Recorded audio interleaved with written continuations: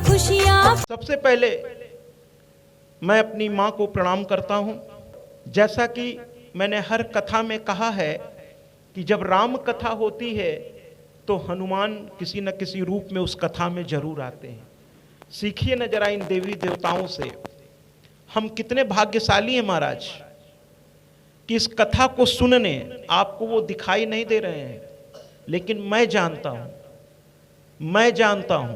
मैं दोबारा कहने जा रहा हूं, मैं जानता हूं और हर वो व्यक्ति जानता है जिसे भक्ति भाव और ज्ञान और वैराग्य की थोड़ी भी जानकारी है। वो हर व्यक्ति ये बात जानता है कि जब मैया की कथा होती है महाराज तो स्थिति ये होती है कि लोग कहते हैं कि कहीं राम देखा कहीं श्याम देखा। कल राम की बड़ी डिंडिम घोष हुई, हम सभी बड़े प्रसन्न हैं महाराज कि कल राम जन्मभूमि में श्री राम की प्राण प्रतिष्ठा हुई।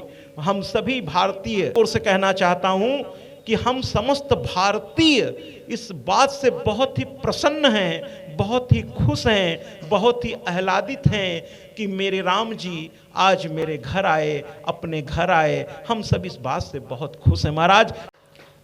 तो मैंने कहा कि मैंने कहीं राम देखा कहीं श्याम देखा, लेकिन अपनी मैया के चरणों में चारों धाम देखा। इसलिए मुझे कहने में इस मंच से कोई संकोच नहीं है महाराज कि जैसे हनुमान के सांसों में उनके इष्ट बसे हैं, हनुमान के सांसों में उनके इष्ट बसे हैं, उसी तरह मेरी सांसों में मैं ये नहीं कहता कि वो बसी हुई हैं, लेकिन इनके चरणों को पकड़ के ये कहना चाहता हूं कि जैसे हनुमान के सांसों में राम बसे हैं, हे मेरी माँ तू मेरी सांसों में बस जाए, तू मेरी सांसों में बस जाए, तू मेरी सांसों में बस जाए। मेरे सांस के आरोह और अवरोह से हे मेरी मैया तेरा ही नाम निकले। जैसे राम हनुमान जब सोया करते हैं ना तो उनकी जो खर्राटे होते, सोते समय कुछ लोग खर्राटे लेते हैं तो उनके सांसों से राम राम राम राम निकलता है। हम इस पर आएंगे, अभी तो 9 दिन की मुलाकात है महाराज, हम इस पर भी आएंगे। ऐसा चुंबक है ये कथा, ही ऐसी रसमयी है महाराज। ये मेरी माँ की कथा है और कहने से पहले मैं उनको प्रणाम करना चाहता हूं कि मेरी माँ की कथा जब होती है, राम की कथा में हनुमान आते हैं, कृष्ण की कथा में राधा किसी न किसी रूप में आती हैं, लेकिन मेरी माँ की कथा में मुझे पता है समस्त देवी देवता आए हुए हैं महाराज, समस्त देवी देवता आए हुए हैं। मैं कहता हूं तो मुझे रोमांच हो जाता है, मुझे रोमांच अनुभव होने लगता है। समस्त देवी देवता आए हुए हैं और जानते हैं महाराज उनको, आपको मैं बताऊं, स्वर्ग में कथा नहीं होती महाराज, स्वर्ग में कथा नहीं होती, लेकिन हम कितने भाग्यशाली हैं इंसान कि इस धरा पर यह कथा होती है और इस धरा पर इन कथाओं को सुनने स्वर्ग से समस्त देवी और देवता भी पधारते हैं महाराज, समस्त देवी देवता। और अगर आप देखें, पंडितों से पूछें तो पंडित क्या करते हैं, आदरणीय जो आचार्य लोग हैं वो एक सुपारी लेते हैं महाराज, सुपारी पर कलावा बांध देते हैं और कलावा बांधने के बाद उस सुपारी पर समस्त देवी देवताओं का आवाहन कर देते हैं, समस्त देवी देवताओं का। आपको बैठने के लिए डॉक्टर साहब ने, उनके परिवार ने और उनके कमेटी के सदस्यों ने कुर्सियां लगवा रखी हैं, दरी बिछवा रखी है और जानते हैं देवता कितने कष्ट से इस कथा को, लेकिन वो इस कथा को सुनना चाहते हैं महाराज। और वो जानते कहां बैठे हैं, वो एक सुपारी पर बैठे हैं और हम आप तो कितने अच्छे आसनों पर बैठे हैं महाराज।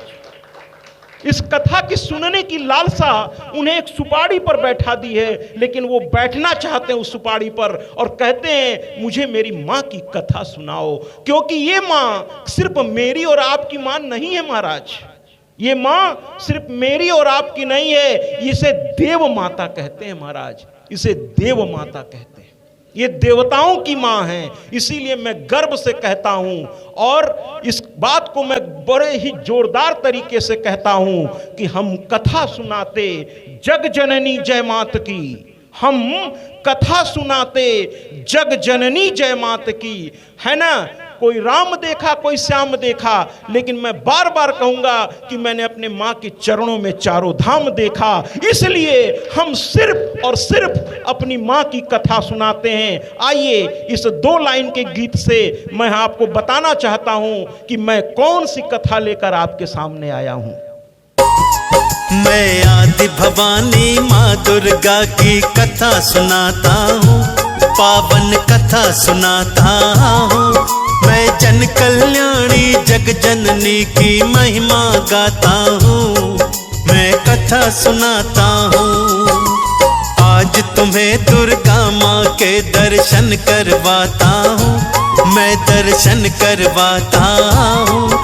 मैं जन कल्याणी जग जननी की महिमा गाता हूँ, मैं कथा सुनाता हूँ। मैं एक चीज आपको बता दूं कि माँ की कथा का आनंद देखिए। अभी कथा ठीक से शुरू भी नहीं हुई, अभी तो शुरू हो रही है। आज पहला दिन है, थोड़ी व्यवस्थाएं करने में लग जाता है, लेकिन आनंद का धार देखिए। कहते ना, देसी घी पूरा खाने पे ही मजा नहीं देता, केवल उसका ढक्कन भी खुल गया ना तो पूरे घर में उसकी गमक फैलते ही आनंद आ जाता है कि आज घर में देसी घी आ गया है महाराज, है ना, देसी घी आ गया। तो माँ की कथा देखिए, अभी शुरू भी नहीं हुई और आनंद की वर्षा होने लगी, क्योंकि ये शक्ति की उपासना है। इसलिए जयकारा लगाएंगे, जयकारा शेरा वाली दा, बोल साचे दरबार की। ये हुई ना बात, थोड़ा और जोर से। पूरा विश्व आपको सुन रहा है और देखेगा भी, इसलिए कृपा करके थोड़ा और जोर से बोलिए, बोल साचे दरबार की। और आइए ना, माँ की कथा में झूठ है कि लोग एक बार जिसको इसका आदत पड़ जाए ना, मत महाराज कहते हैं ना कि लोगों को नशा होता है, किसी को किसी चीज का नशा होता है, किसी को किसी चीज का नशा होता है, लेकिन जब इनका नशा जिसको हो जाता है ना महाराज, फिर उसे किसी और नशा की आवश्यकता नहीं पड़ती महाराज। तालियों से स्वागत करिए ना। इसीलिए तो मैं कहता हूं, भीड़ में तन्हाई में दर्द की गहराई में मुझे तुम दिखती हो। माँ से कह दे कि अगर तुम मिल जाओ। और एक लाइन इसमें बड़ी प्यारी थी कि जिसमें तुम न हो, माने जीवन की जितने भी भौतिक पदार्थ हैं ये हमें सुख नहीं दे सकते महाराज। जैसे कुछ लोगों को होता है ना कि मेरे पास गाड़ी आ जाए, आ गई गाड़ी महाराज, 4 पहिया आ गया, उस और महंगी से महंगी गाड़ी आ गई, लेकिन क्या आप खुश हुए? हकीकत है वो खुशी कुछ लम्हों की होती है, कुछ लम्हों की होती। कुछ दिन बाद उसमें कोई समस्या आ गई, ड्राइवर ने आपसे कहा महाराज इसका पिस्टन आवाज कर रहा है, या इसकी बैटरी उतनी लॉन्ग लाइफ नहीं दे रही है, या सेंट्रल लॉक आज खराब हो गया। आए दिन आप टेंशन में हैं, आज पेट्रोल का दाम बढ़ गया, आज डीजल। आपको खुशी मिली क्या? इसी तरह लोग कहते हैं मुझे लड़का हो जाए। कुछ लोग तो बड़ा, मैं क्या कहूँ, ऐसे आत्माओं की भटकती आत्माओं से मैं जो कुछ कहना भी नहीं है। कुछ लोग मेरे पास कथाओं में आते हैं, कहते हैं महाराज आशीर्वाद दीजिए लड़का हो जाए। हमने कहा क्यों, आपकी कोई संतान नहीं है क्या? कहे नहीं है तो लड़कियां हैं।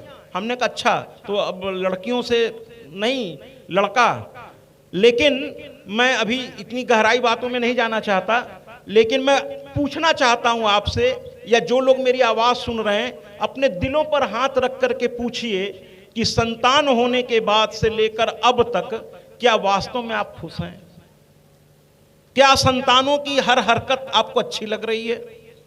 क्या संतान ने वास्तव में आपको खुशी दी है?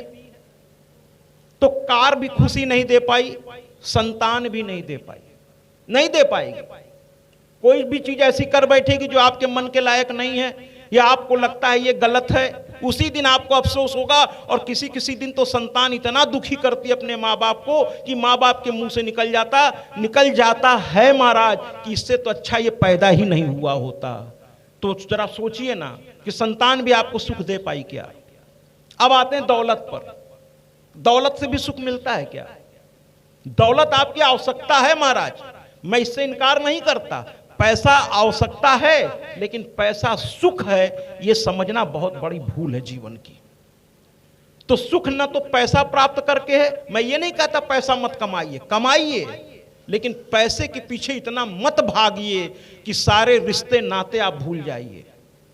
वो कहते हैं ना कि अपने आप को ऐसा मत बना लीजिए, कहते हैं ना कि ऐसा कोई सगा नहीं जिनको इन्होंने ठगा नहीं।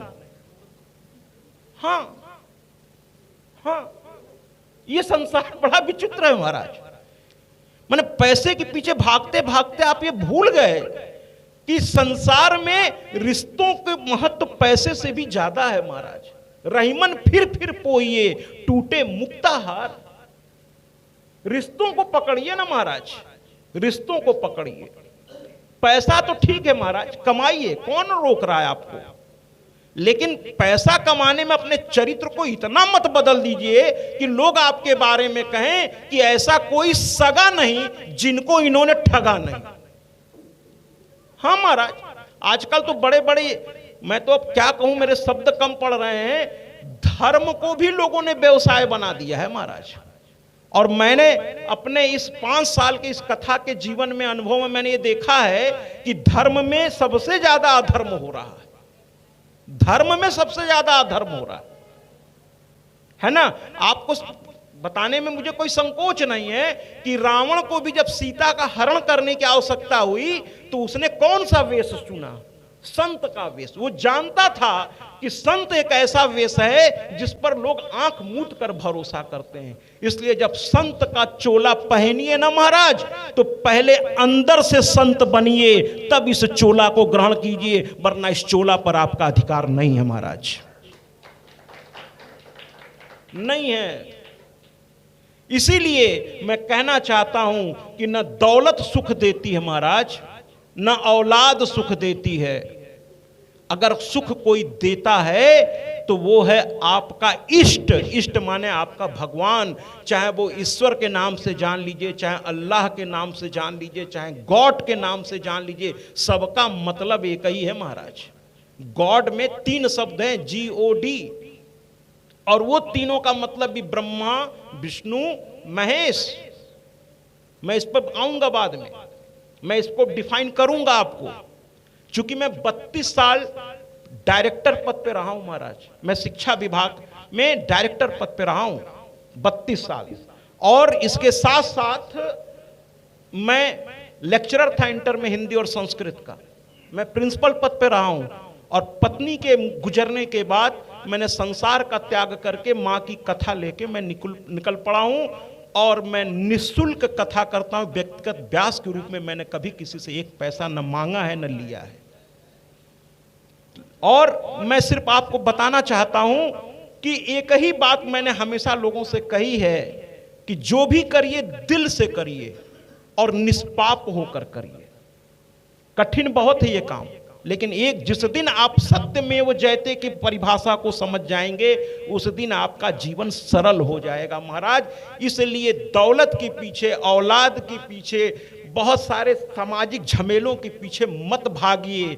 अगर आपको किसी के पीछे भागना चाहिए तो वो एक ही चीज है, अपने इष्ट को पहचानिए।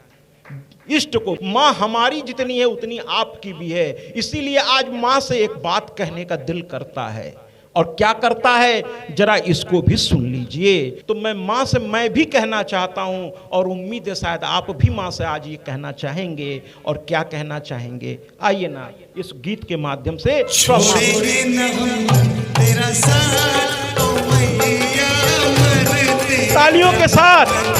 छोड़ेंगे न हम तेरा साथ, ओ मैया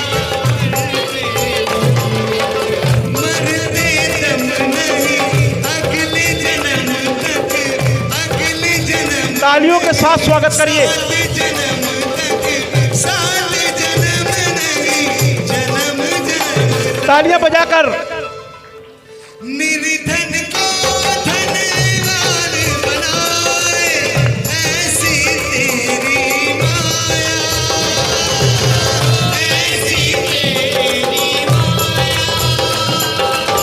खेल नाम जपे तेरा, नाम जपे तेरा, सांस जब तक समझ गए आप?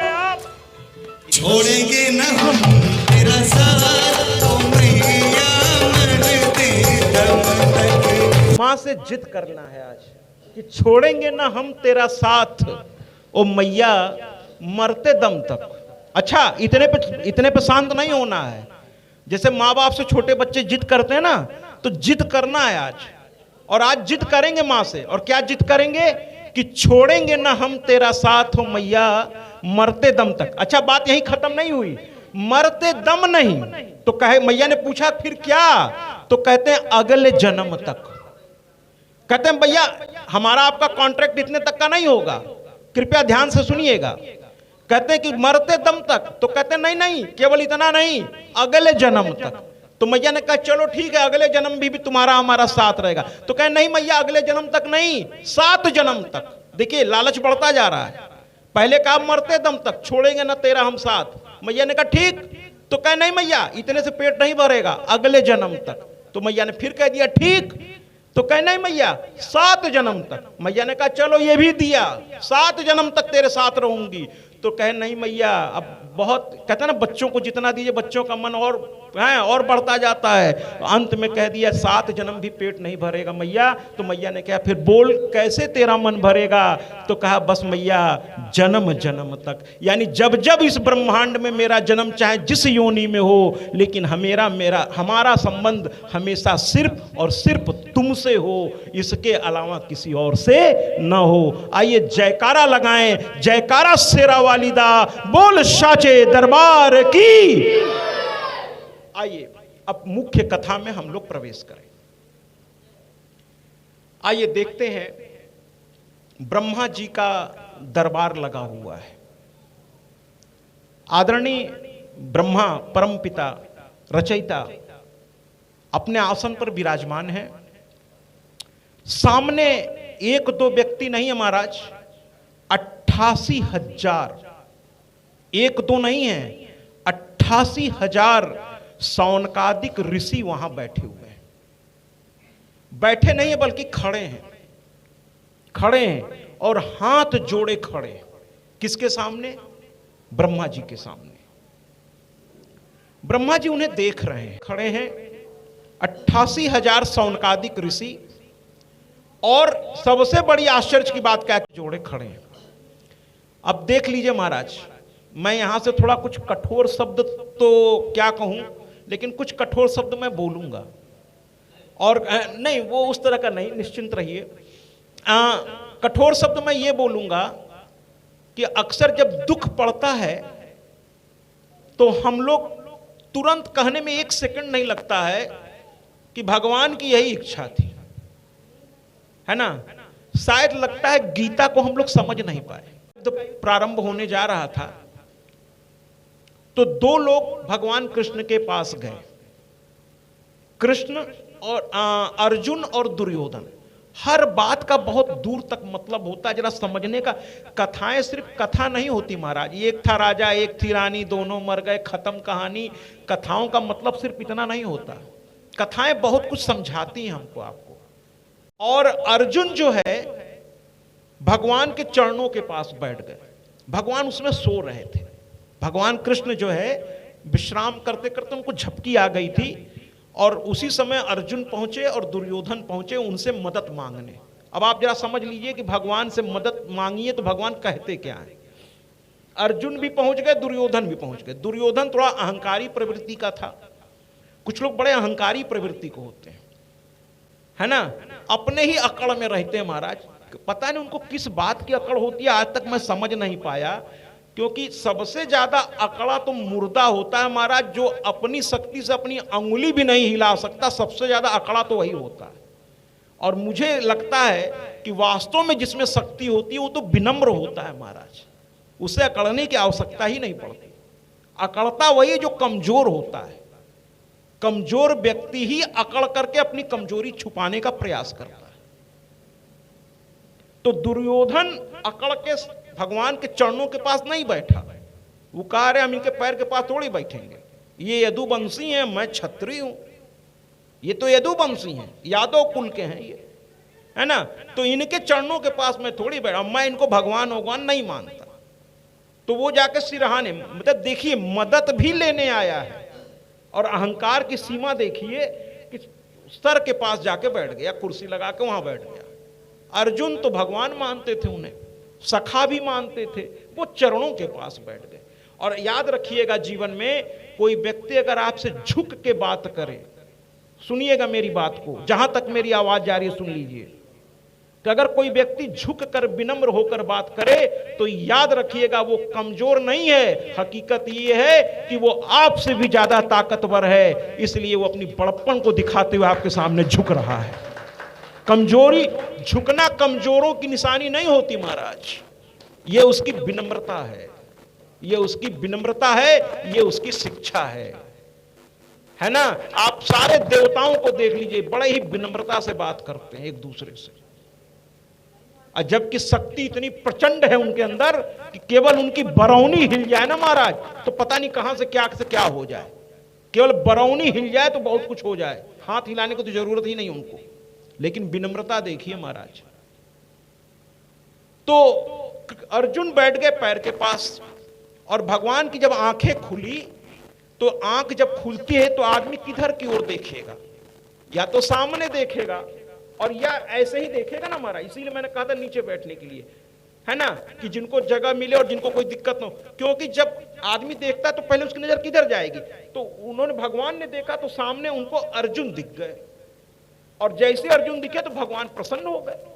भक्त को देखकर भगवान भी प्रसन्न हो जाते हैं महाराज। जितना हम लोग मैया को देख के प्रसन्न हो रहे हैं, उससे ज्यादा मेरी मैया आपको देख के प्रसन्न हो रही है महाराज, क्योंकि वो देख रही है कि इसने दुनियादारी में से कुछ तो ऐसे हैं जो मेरे भक्त हैं, सारा काम छोड़कर आज मैं आई हूं तो मेरे लिए वो आए हैं, और जब आज आप उनके लिए आए हैं, जरूरत पड़ने पे जब आप आवाज देंगे तो ये आपके लिए जरूर जरूर जरूर आएंगे।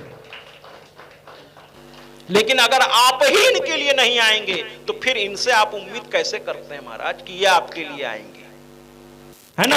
आप अधिकतर सभी जो माता पिता हैं, आप उन बच्चों को, ठीक है माँ बाप सबको प्यार करते हैं, लेकिन जो बच्चे अपने माँ बाप के बहुत आज्ञाकारी होते हैं, जो बच्चे अपने माँ बाप के लिए हमेशा हाजिर रहते हैं महाराज, भले वो दूर रहें, कहीं भी रहें, दुनिया के किसी कोने में रहें, लेकिन अपने माँ बाप को अपने हृदय में रखते हुए तकलीफ होगी तो याद रखिएगा कि माँ बाप करेंगे, ऐसा नहीं कि करेंगे नहीं, लेकिन उनके मन में ये जरूर आएगा कि जब इसको सारे सुख थे तो ये कभी एक बार भी आकर नहीं पूछा हाँ अम्मा कैसी हो या हाँ बाबूजी, और आज जब तकलीफ में है तो भागा भागा मेरे पास चला आ रहा है। तो आप ईश्वर को क्या पत्थर समझते हैं महाराज? अरे ये इनका भी दिल है, इनकी भी भावनाएं हैं, अगर आप इनके लिए जीने को तैयार नहीं है तो फिर आप इनसे उम्मीद क्यों करते हैं कि ये आपके लिए जिए महाराज, ये आपके लिए जिए। मेरे कठोर शब्दों से मतलब सिर्फ इतना ही था, मैं जिस पथ पर बैठा हूं उस पथ पर एक मर्यादा होती है, शब्दों की एक मर्यादा होती है, उस मर्यादा को उल्लंघन तो कम से कम जीते जी मैं तो नहीं कर सकता। मैं यहां से कठोर भी होऊंगा तो आपके हित के लिए होऊंगा, मेरा उसमें कोई स्वार्थ नहीं। तो इस क्षेत्र के लोगों से पुनः मैं आवाज दे रहा हूं, जहां तक मेरी आवाज जा रही है, कि व्यक्तिगत आपके विचार मिलते हैं नहीं मिलते हैं वो एक अलग चीज है, वो निभाते रहिए जिंदगी भर, लेकिन यहां ये मैया का दरबार है, ये मैया का घर है, और मां बगल में बैठी हुई है। अगर आप अपने घर से चलकर इस पंडाल तक नहीं आ पा रहे हैं महाराज, तो फिर आप उम्मीद कैसे करेंगे? मैं कहता हूं, पता नहीं मेरी मां को अच्छा लगेगा कि नहीं, लेकिन मैं तो इनका बेटा हूं, तो थोड़ा सा मुझे तो भैया गुस्सा भी आएगा, प्यार भी आएगा। जो इनको प्यार करेगा उसके लिए बहुत सारा प्यार मेरे मन में उमड़ता रहता है, लेकिन जिनके पास इनके लिए समय नहीं है महाराज, तो मैं कहने में मुझे एक सेकंड नहीं लगेगा कि मेरी मैया के पास भी आपके लिए समय नहीं है। नहीं है महाराज, नहीं है। ठीक है, तो मैं कहना चाहता हूं महाराज कि कृष्ण और कृष्ण के सामने अर्जुन, तो उन्होंने उठते ही कहे अर्जुन क्या चाहिए? तो तब देखिए, अब देखिए यही होता है, इंसान का चरित्र यहीं से समझ में आता है। दुर्योधन तुरंत टपक के बोलने लगा बीच में, क्या बोलता है? अरे अरे कैसी बात कर रहे हैं आप, अपने आप को न्यायाधीश। देखिए दूसरे पर दोष वही लगाता है महाराज, हमेशा उसको दिखता है इनमें ये, इनमें ये, इनमें ये। अरे कभी अपने में भी तो देख लो यार, आप अपने को भी तो देखो, है ना। तो दुर्योधन क्या कहता है कि आप अपने को न्यायाधीश कहते हैं, भगवान कहते हैं, और यही न्याय है आपका। पहले मैं आया तो जो पहले आया वो कहते ना प्रथम आओ प्रथम पाओ, तो पहले मैं आया तो मेरा अधिकार पहले हुआ ना, तो मुझसे पूछे मुझे क्या चाहिए, मैं क्यों आया हूं। तब भगवान ने सर घुमा के देखा, कहा अच्छा आप भी बैठे हो, तो कहे मैं क्या करूं, आप मेरे सिरहाने बैठो, उधर तो मुझे मुड़ना पड़ेगा। तो मैंने अब देख लिया है, लेकिन मेरी नजर पहले अर्जुन पे पड़ी है, तो मुझे क्या पता कि मैं तो सो रहा था पहले कौन आया। लेकिन चलो आप पहले आए हो तो चलो आप ही बताओ कि आपको मुझसे क्या चाहिए।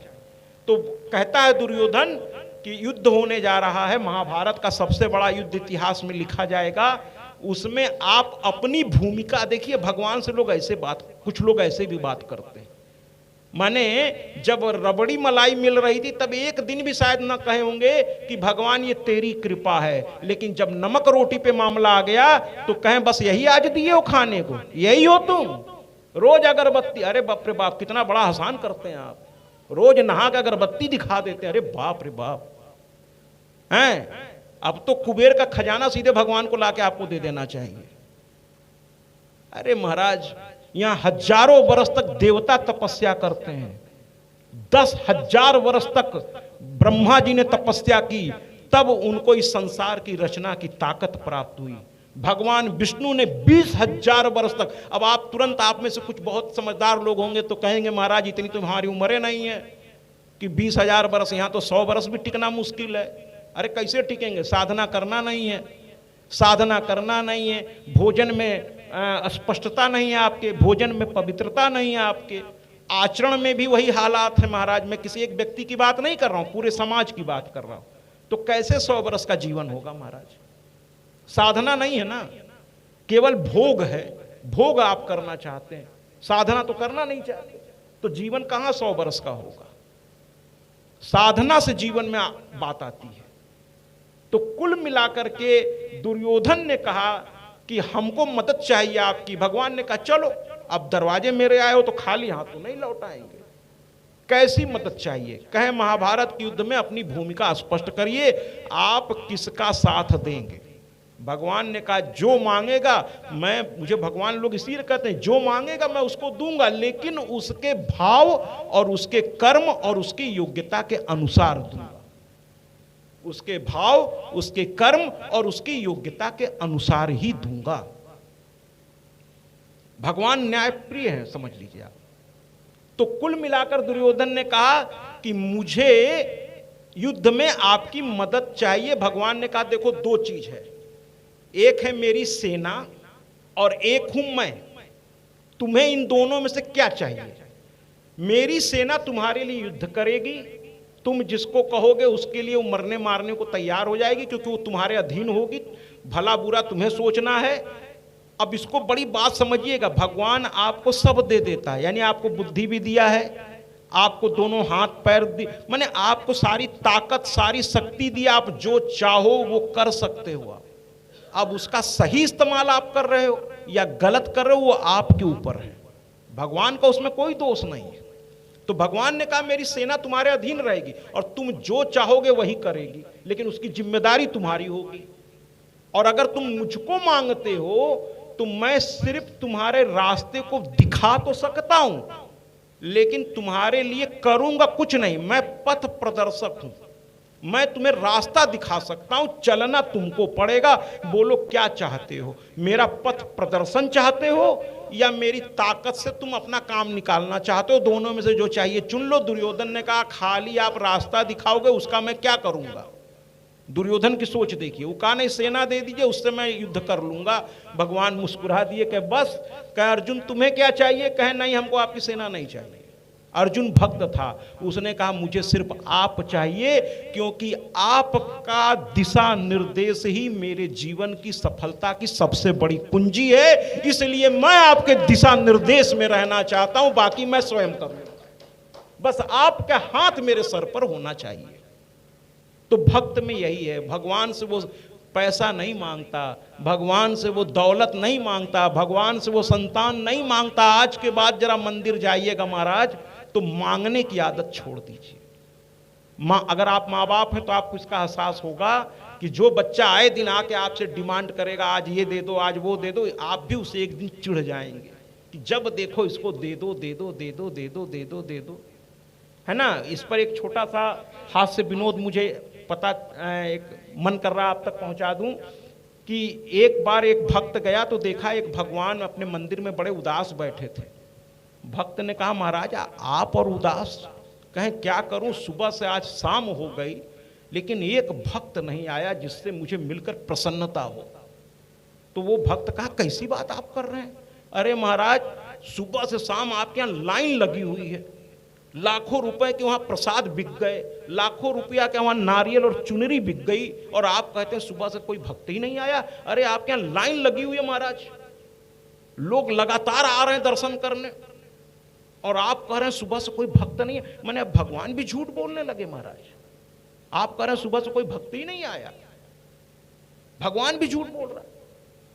तो भगवान हंसने लगे, कहे देखो मुझे झूठ तो पता ही नहीं कि झूठ होता क्या है, तो मैं बोलूंगा क्या।